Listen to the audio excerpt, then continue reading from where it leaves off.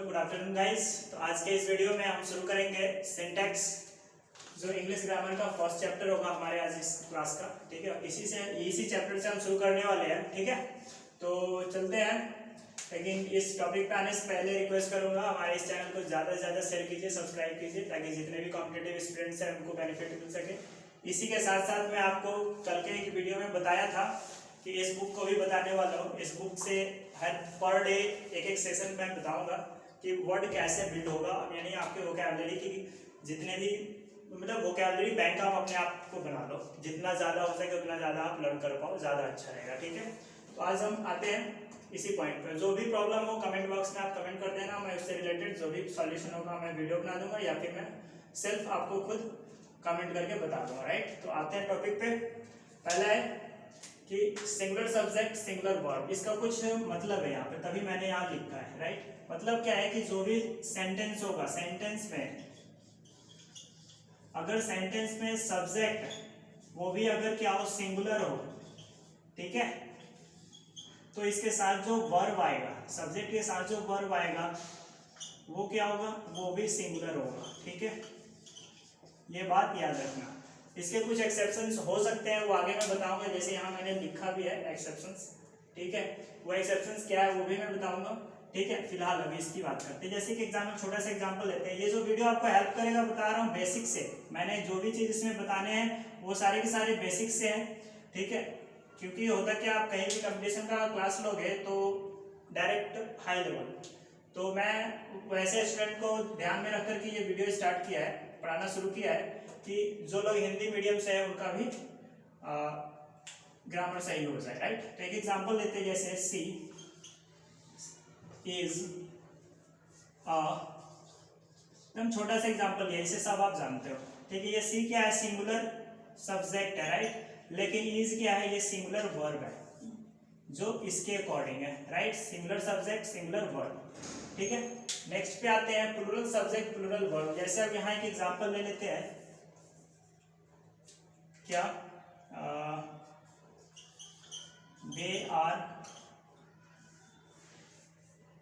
They are postman.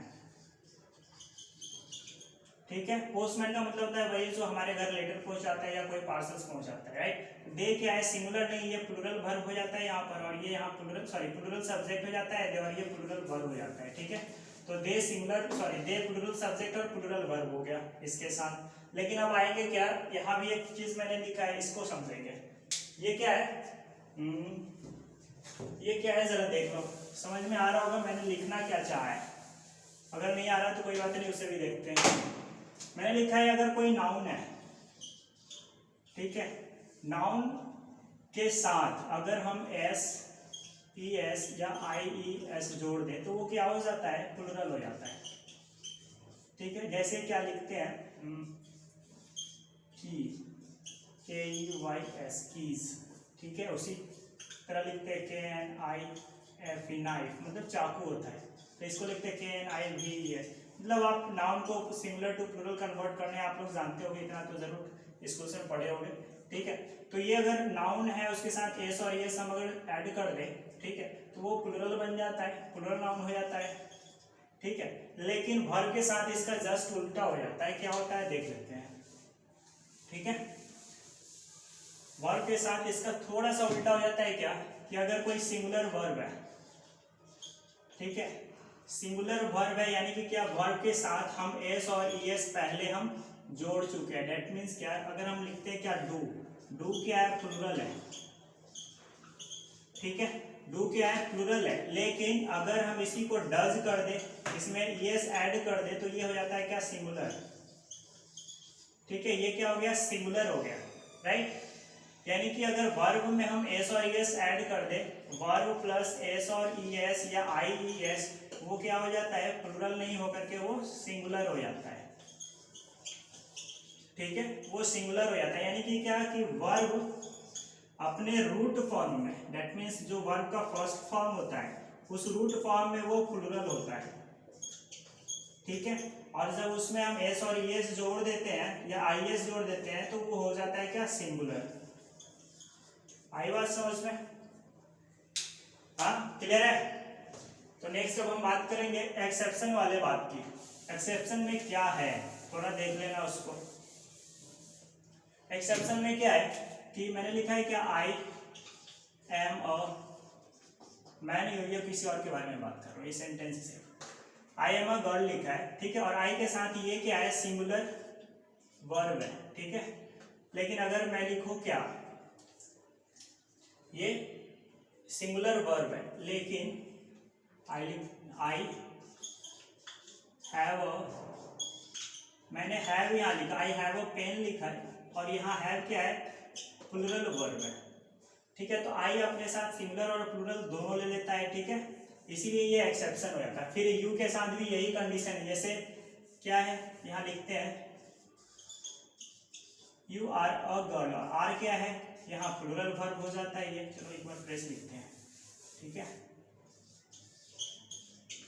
You are a girl, यहाँ are क्या है प्लूरल वर्ब है, जबकि यू यहाँ क्या है, ये सिंगुलर सब्जेक्ट है, राइट। तो सिंगुलर सब्जेक्ट के साथ प्लूरल वर्ब आया, ये एक्सेप्शन होने के कारण है। जबकि हम क्या लिखते हैं, you are absent, you are absent today, ठीक है।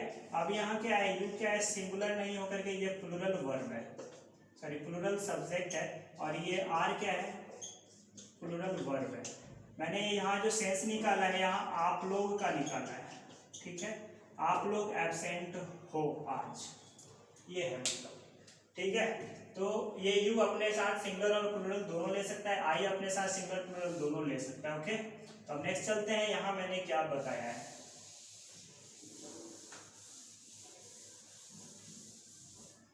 अब लिख रहा हूं मैं सिंगुलर और प्लूरल सब्जेक्ट, सिंगुलर हो या प्लूरल सब्जेक्ट हो, अगर उसके साथ नीड नॉट या डेयर नॉट यूज हो गया तो वो हमेशा प्लूरल फॉर्म में रहेगा। कैसे, मैं बता रहा हूं, जैसे कोई सिंगुलर है, यू नीड नॉट,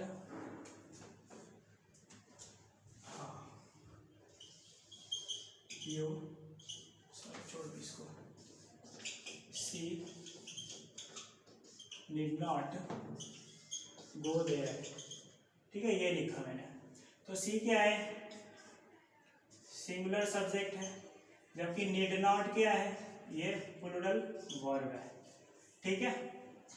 यानी कि जब इस नीड नॉट का या डेयर नॉट का यूज हम मार्जिनल ऑक्सिलरी वर्ब के फॉर्म में करेंगे तो इसका जो फॉर्म होगा वो नीड नॉट प्लूरल फॉर्म के रूप में यूज होगा। इन प्लूरल फॉर्म हम इसे यूज करेंगे जब हम नीड नॉट या डेयर नॉट का यूज मार्जिनल ऑक्सिलरी वर्ब के यूज में फॉर्म में करेंगे तो। लेकिन इसका मतलब थोड़ा सा और अलग हो जाएगा, कब, जब सिंगुलर और प्लूरल सब्जेक्ट के साथ डेयर नॉट और नीड नॉट जब मेन वर्ब के फॉर्म में आए, जैसे he dares go there, ठीक है, he dares to go there ना, to go there, हाँ ठीक है, he dares to go there, sorry,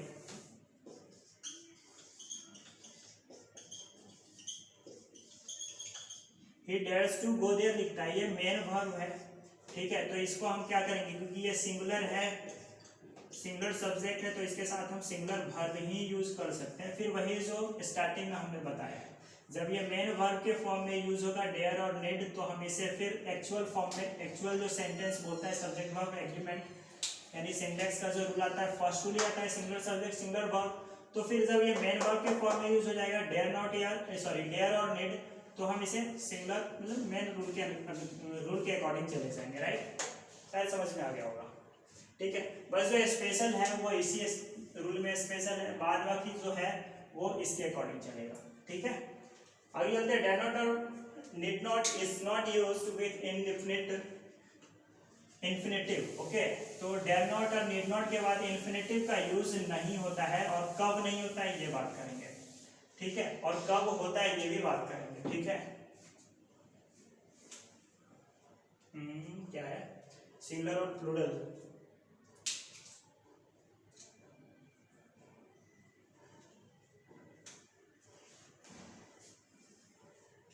जैसे एक सेंटेंस है, ही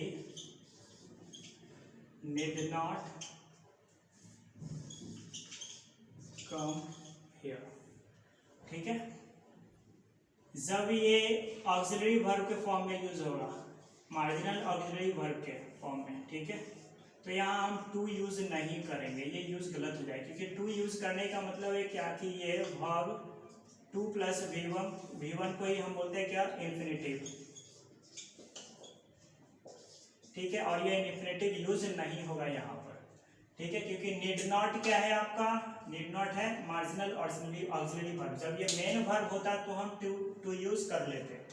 ये आया है मार्जिनल ऑक्सिलरी वर्ब के फॉर्म में, जैसे हम यूज करते हैं ना, ही डज, ठीक है, तो इस फॉर्म में यूज हो रहा है, ही डज नॉट इट। इस वाले सेंटेंस के फॉर्म को थोड़ा सा समझ लो तो आ जाएगा समझ में कि ये जो यूज हो रहा है वो ऐसे ही फॉर्म में यहाँ नीड नॉट यूज हो रहा है, ठीक है। तो ऐसे केस में अगर ये यूज होता है तो आगे हम 2 + V1 नहीं लेते हैं, 2 को हम हटा करके लेंगे, जो मैंने पहले लिखा था वो फॉर्म सही होगा। क्लियर है? हाँ, तो अब देख लो, अब आते हैं भाई सपोजिशनल सेंटेंस पे। सपोजिशनल सेंटेंस का थोड़ा सा मतलब आता है क्या कि ये थोड़ा सा इमेजिनेशन आपको देगा, कल्पना होगी आपके अंदर, आप सोचोगे कि क्या काश ऐसा होता मेरे साथ, ठीक है। एक क्वेश्चन लेते, एक सेंटेंस लेते हैं, ठीक है, कि I wish I were a king, ठीक है। If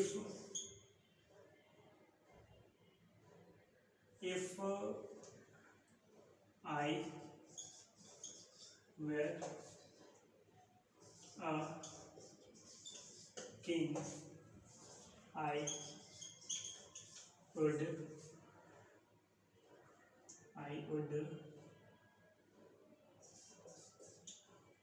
not suppress our people, ठीक है। इसको थोड़ा समझते हैं, मैंने क्या लिखना चाहे, क्या बताना चाहे इसमें। सपोजिशनल सेंटेंस मैंने तुरंत बताया कि आपके इमेजिनेशन, कल्पना पे बेसिस होगा, ठीक है। सपोज करोगे कि मैं ऐसा होता, आकाश ये वो दिखाएगा, लेकिन इसके साथ क्या होता है, it shows imagination and whatever be the number और person of the subject. Number और पर्सन सब्जेक्ट का कुछ भी हो, ठीक है, उससे इसको कोई लेना देना नहीं है, ठीक है। यहाँ ये पिछले किसी भी रूल को फॉलो नहीं करेगा, इसका एक अपना रूल हो जाता है कि ये अपने साथ प्लूरल वर्ब को लेगा, ठीक है। बात आई समझ में? आई वैसे तो अपने साथ आई वॉज लेता है, ठीक है, लेकिन जब इमेजिनेशन वाली सेंटेंस आ जाएगी, सपोजिशनल सेंटेंस आएगी, तो ये आई क्या कोई भी सब्जेक्ट हो, सिंगुलर हो या प्लूरल हो, ये फिक्स हो जाता है और ये प्लूरल वर्ब ही यूज होता है और दूसरा कोई भी वर्ब यूज नहीं होगा, ठीक है। क्लियर है? इसमें यही फायदा है, इसमें कुछ नहीं सोचना।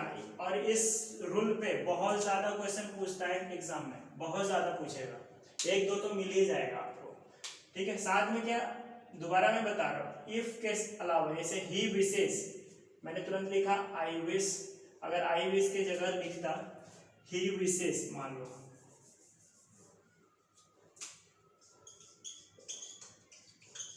ही विशेष, यहाँ विशेष क्यों हुआ, क्योंकि ये ही अपने साथ सिंगुलर वर्ब लेता है तो वो उसके साथ चला गया, लेकिन आगे फिर ये आई सिंगुलर वर्ब है, सॉरी सिंगुलर सब्जेक्ट है, तो इसको अपने अकॉर्डिंग सिंगुलर वर्ब लेनी चाहिए थी, लेकिन ये यहाँ रूल को फॉलो ना करके इसका एक मतलब सपोजिशनल सेंटेंस है तो उसका अलग हो जाता है रूल, और ये अपने साथ क्या लेगा, प्लूरल वर्ब ही लेगा और कुछ नहीं लेगा, ठीक है। बस यहाँ तक के यही है, ठीक है। हाँ, तो अब देख लो क्या है इसमें, ये बोलता क्या है, कंडीशनल सेंटेंस। अब इसमें कुछ शर्त आ जाएगा, राइट। शर्त आने का मतलब क्या है कि आपके पास कुछ शर्त होगी फर्स्ट सेंटेंस में, तभी सेकेंड सेंटेंस कंप्लीट हो पाएगा, ठीक है। फर्स्ट या सेकेंड सेंटेंस के लिए किसी एक सेंटेंस में एक में कंडीशन होगा, तो उस कंडीशन को फुलफिल करने के लिए कुछ एक्टिविटी होगा, राइट। जैसे for example, if you come, if you will come, if you come, I will teach you, I will teach you, right? if you come, you के साथ, you क्या है, प्लूरल सब्जेक्ट, तो ये वर्ब, सॉरी वर्ब भी plural verb होगा, right? ये first rule जो मैंने बताया उसके अकॉर्डिंग ये फिर चलेगा कंडीशनल सेंटेंस। लेकिन सेकेंड में फिर क्या आ जाता है कि फिर वही है, सॉरी सिंगुलर सब्जेक्ट है और ये फिर सिंगुलर वर्ब है, देन आई विल टीच, ठीक है? तो ये है सपोजिशनल सेंटेंस में अलग रूल हो जाता है, वो फर्स्ट वाले रूल को फॉलो नहीं करता, उसका अपना रूल हो जाता है। लेकिन जब कंडीशनल सेंटेंस आता है तो फिर फर्स्ट वाले रूल के अकॉर्डिंग जो मैंने बेसिक बताया था, singular subject singular verb, plural subject plural verb, वो उसके अकॉर्डिंग चलेगा, या फिर ये टेंस के अकॉर्डिंग चलेगा। और टेंस के अकॉर्डिंग ही चल रहा है क्योंकि ये सब्जेक्ट है प्रेजेंट में, इसके साथ फ्यूचर इंडेफिनिट यानी सिंपल फ्यूचर लिया और कुछ नहीं है, ठीक है? जो कि आने के बाद का, इफ यू कम, अगर तुम आओगे तो मैं पढ़ाऊंगा, ठीक है? ये मतलब है, ये दोनों का दोनों फ्यूचर में आने का काम भी कम अभी नहीं हो रहा है, वो कभी आएगा और तब वो पढ़ाएगा, आएगा तब, यानी कि ये दोनों का दोनों फ्यूचर में जा रहा है, राइट? तो अब आगे चलते हैं नेक्स्ट पे। फ्रेंड्स अब देख लो क्या है इसमें, जो है बहुत मस्त चीज है, लिखा मैंने पेयर वर्ड। अब ऐसा पेयरिंग अगर है कहीं, ठीक है, ब्रेड बिना बटर का, बटर बिना ब्रेड का नहीं चल सकता, पेयर वर्ड है। Sum and substance, bag and baggage, ठीक है, rice and curry, rise and fall, rise and fall, ठीक है? तो ऐसा कोई वर्ड है तो ये हमेशा क्या होता है, सेंटेंस में जब आएगा तो इसे सिंगुलर मानते हैं, singular subject, okay, right? Singular subject मान लो या सेंटेंस का पार्ट मान लो, राइट?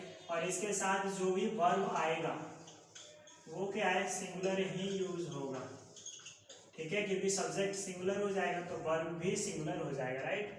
लेकिन अब यही इसी के साथ कुछ एक्सेप्शन भी है, जैसे मैंने लिखा टाइम एंड टाइड, ठीक है?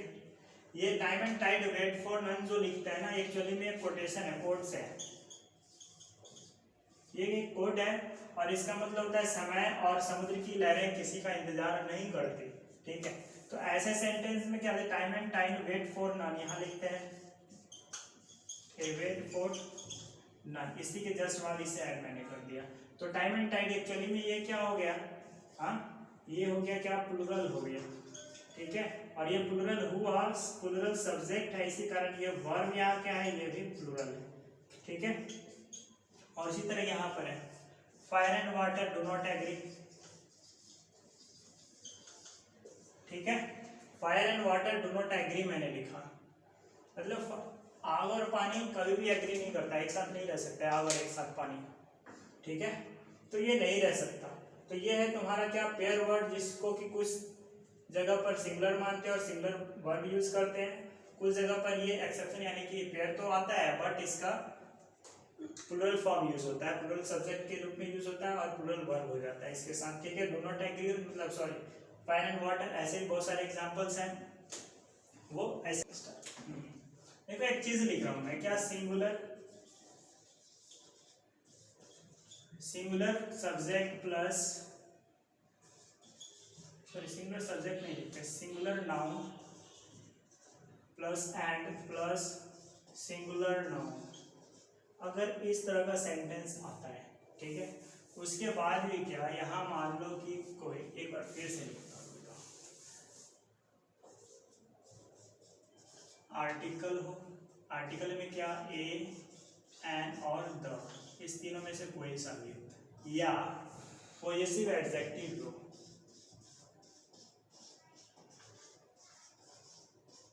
पॉजेसिव एडजेक्टिव, और इसके बाद क्या आया हो, सिंगुलर नाउन हो, या सिंगुलर नाउन हो, एंड हो, और सिंगुलर नाउन हो, इसके बाद क्या होगा? तो यहां मैं जो बता रहा हूं आर्टिकल हो एन द में कोई एक पॉजेसिव एडजेक्टिव भी हो सकता है उसके जगह पर, और singular noun and singular noun, ठीक है। यानी कहने का मतलब ये देखो, सिंगुलर नाउन पहला जो है एंड से पहला वाला जो सिंगुलर नाउन हमने यूज किया है उसके पहले अगर कोई पॉजेसिव एडजेक्टिव या उसके पहले कोई आर्टिकल आ गया हो, ठीक है, तो उस केस में ये जो दोनों मिलकर के ना क्या हो जाता है, सिंगुलर हो जाता है, ठीक है। और इसके साथ जो सिंगुलर सब्जेक्ट हो जाएगा ये, और इसके साथ जो हम वर्ब यूज करेंगे वो हमारा क्या रहेगा, सिंगुलर वर्ब रहेगा, ठीक है। बात है समझ में? जैसे my father and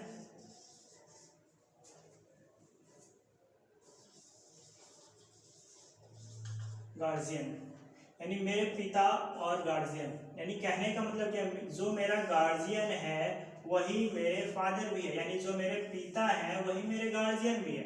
that means क्या, मात्र एक सिंगल पर्सन, ये सिंगल पर्सन ऐसा है जो फादर का भी रोल प्ले कर रहा है और गार्जियन का भी रोल प्ले कर रहा है, ठीक है। तो इस केस में ये पूरा का पूरा सब्जेक्ट सिंगुलर सब्जेक्ट हो जाएगा, ठीक है। और आगे जो वर्ब यूज होगा सेंटेंस में वो सब का सब सिंगुलर चलेगा, राइट। बट इसका कुछ अलग फॉर्म भी है जहां ये प्लुरल हो जाएगा, राइट। तो आगे चलते हैं।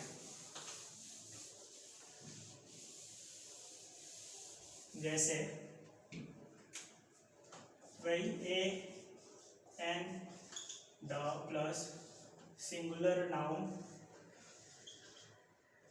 प्लस, आप यहां से ऐसे लिख सकते हो,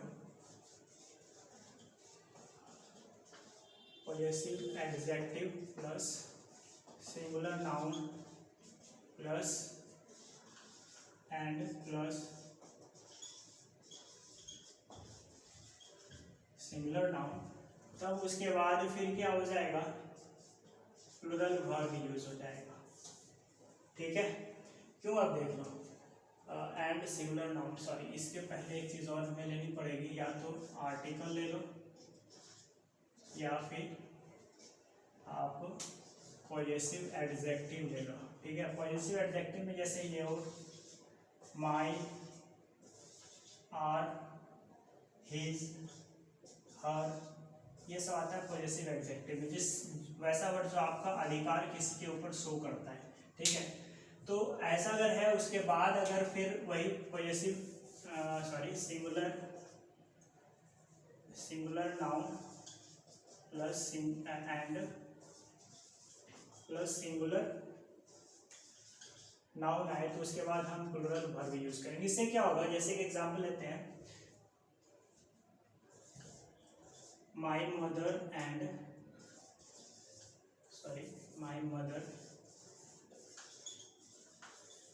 my teacher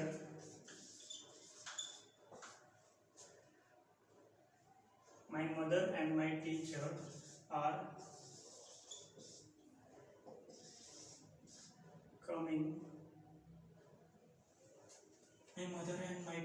coming to school, right. My के पहले पॉजेसिव एडजेक्टिव, टीचर के पहले पॉजेसिव एडजेक्टिव, बीच में एंड, दोनों को ऐड कर दिया, और इसके बाद जो हमने लिया वो, और ये तो आपका लगे, ये जो मैंने वर्ब लिया है वो प्लुरल वर्ब है आर, बिकॉज ये दोनों मिल करके प्लुरल सब्जेक्ट बना लिया, राइट। तो ये कहानी आपका है इस रूल का, ठीक है। आगे चलते हैं फिर।